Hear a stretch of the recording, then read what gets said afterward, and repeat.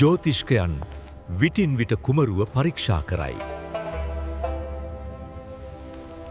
ඔවුන් ප්‍රකාශ කළේ මෙය මහා කරුණාවේ පුරවැසියක්කේ. සිදුහත් කුමරු ළමා කාලයේ සිටම ප්‍රීතිමත් කෙනෙකි. මහ උද්‍යානයේ නිසරුලොවට හුරුවෙමින් සෙල්ලං කළා.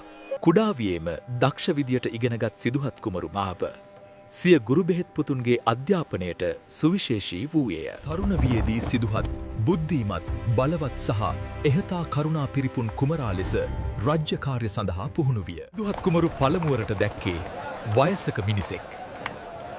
ඔහුගේ ශරීරය දි รา පත් වී ඇති ආකාරයයි. දෙවන අවස්ථාවේදී ඔහු දැක්කේ රෝගයෙන් දුක් විඳින මිනිසෙක්. තුන්වෙනි අවස්ථාවේ ඔහුට මුණ ගැසුනේ මරණයට පත් වූ අයෙකි. අදුරු ලොවක් මැදින් අවසන්වරට සිදුහත් දැක්කේ නිවන් සොයමින් සැතපුම් ගණන් යන සදහම් සෙවක. සිදුහත් කුමරුගේ සිත තුළ උපන් ප්‍රශ්නයක් වුණා. මේ දුක් නැති මග එත්තද? ඒ සිතුවිල්ල ඔහුගේ ජීවිතය සදාකාලික ලෙස මාරු කළා.